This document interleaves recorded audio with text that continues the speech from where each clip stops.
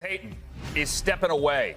Ian Rappaport with the tweet, with the report. Sources, Sean Payton, who has been with the New Orleans Saints since 2006, won a Super Bowl 3 years later, has informed the Saints that he is stepping away. And now we have 9 head coaching vacancies. Mark Ross is here, Tom Pelissero, Mike Garafolo as well. All right, Mike.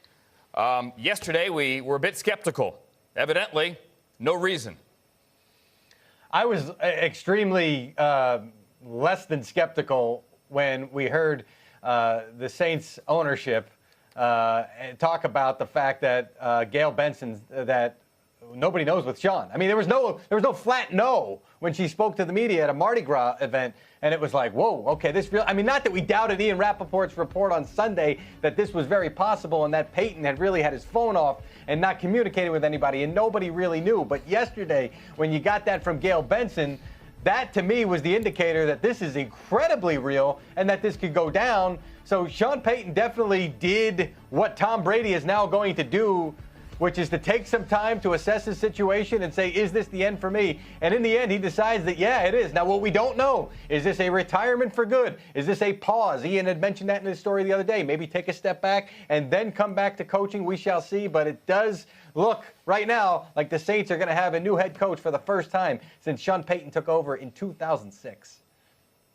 Mike, it was a very challenging season for Sean Payton and the Saints. You had a hurricane that displaced the team early on in the season. You had the injury to Jameis Winston, the quarterback carousel because of injuries and COVID. Still managed to coach them to a 9-8 record and were in the playoff hunt until the end of the regular season. Sean Payton has been one of the best coaches in the NFL over the past 16 years. But it was apparent immediately after the season that he had been a little bit worn down. He went down to Cabo just to get away from things, was spending some time there. When he got back into town and had a meeting on Monday that involved general manager Mickey Loomis, it became very apparent that this was going to be Sean Payton in a stunning move, stepping away from the New Orleans Saints at this time. Mark, you have Dennis Allen there. Yep. Is that a possibility? Yeah, I think the job that Dennis Allen did with the defense there, he would seem like a natural fit. He's been a head coach before, learned his lessons, been a part of that. So I think that is a natural fit for that. And just talking about the stress that Tom talked about, working the NFL for 20-plus years, it's every day 24/7 stress. And then when you go through the situations, as Tom mentioned, plus, oh, by the way, I lose Drew Brees and I've got to play with 4 different quarterbacks, it's not so fun anymore. When you're going 13-3, it's a lot of fun. When you're stressed out about each game, you're grinding it through, that really wears on you. Seems like it happened to Sean Payton, especially with a guy like him where he knows he takes a year off. The world's going to be even open more for him and his possibilities. Exactly. And this is a team that still, with 4 different quarterbacks, almost made it into the postseason. If the Rams hang on and they beat the 49ers, that man is coaching into the playoffs. Continuing coverage coming up on NFL Now. I mean, yeah, we've heard it before. Hey, Sean Payton might want out. This time it's real.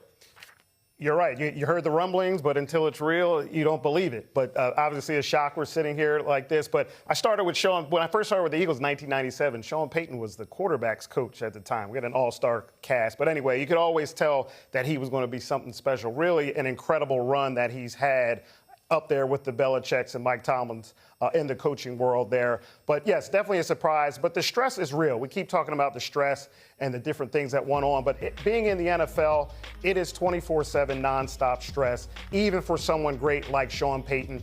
And now you lose a Drew Brees. It takes on a whole nother level of, man, I have to adjust and adapt after all these years of being comfortable doing something some way. Now you go through 4 quarterbacks.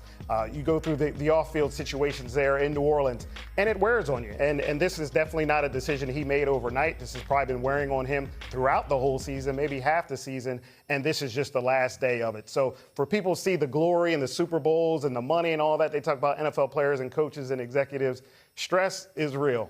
Yeah, it is for everyone in this business. Brian Billick, it always struck me, Jim Trotter would say that after a while, your message just gets stale. I don't know that that was the case with Sean Payton because he almost, if things fell his way here in L.A., got the Saints into the postseason. Knowing Sean Payton as you do you think we see him coach again?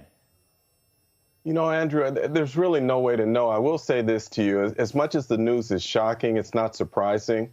I'll say this from my relationship with Sean. I noticed a change in him really after he served that 1-year suspension. Prior to that, Sean could be difficult at times, extremely intense, focused, all of those things. But following that, and particularly in recent years, I found him to be more reflective, more patient, more open to discuss things that he might not have been willing to discuss before. Some of the conversations we've had about hiring practices in the league, he has been out front on it, leading the way in terms of saying that things need to change, that it's not right. So I'm not surprised necessarily that he walked away at this point. The news may be shocking, but not surprising to me. The questions that I have now are, where do the Saints go from here? Because what has Sean told them? Is he simply stepping away for a year, or is this a retirement? And that impacts, I believe, what they are going to have to do in terms of replacing him.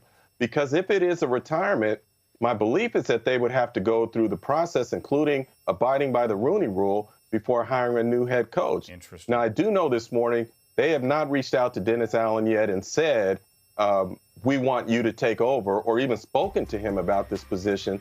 So at this point, there are a lot of unknowns. If he's going to come back next year, perhaps you put Dennis Allen in and you go through the season.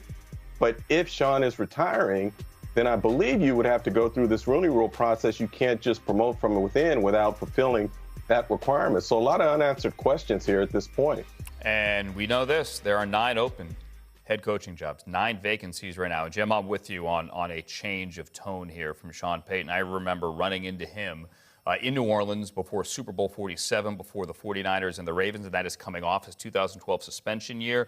Wasn't the happiest guy, understandably. He was told to sit at home for a year. But since then, he is a different guy. He seemingly, I don't want to say has mellowed here, but that's in the rearview mirror. And now he's got to figure out what the next step is, whether it's TV, whether it's coaching, whether it's sitting on the beach in Mexico, which clearly gave him some clarity there for a couple of weeks after the season. Mark, Jim. We took a chance on Drew at that time because, quite honestly, we weren't going to win any jump balls. And that's the truth. Like, in other words, we had to be a little overly aggressive to win the game, if you will. The status quo or just, and so, man, it was the best chance we took. And so I thank Drew and his wife Brittany and their family. I spoke to him at length last night about this decision for the first time, and he was fantastic. And I did call him during this season, and we discussed him coming back.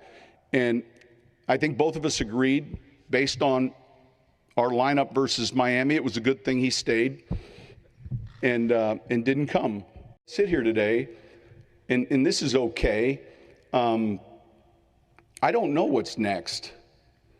And look, I read the reports and I understand. I've not spoken to anyone from a media outlet relative to doing television or radio. Maybe that opportunity arises, but every time I read something that says like he's in line for this job, I'll call my agent, Don, and I'll say, Don, did you hear something? Because I have not heard anything. And that's okay. I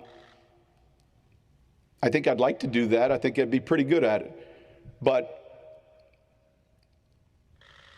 so stepping outside, like in the cold weather today, and being a little uncomfortable professionally or from a career standpoint is okay.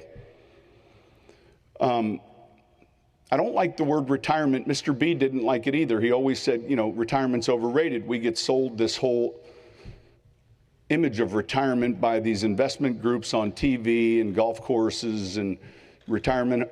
And so, I still have a vision for doing things in football.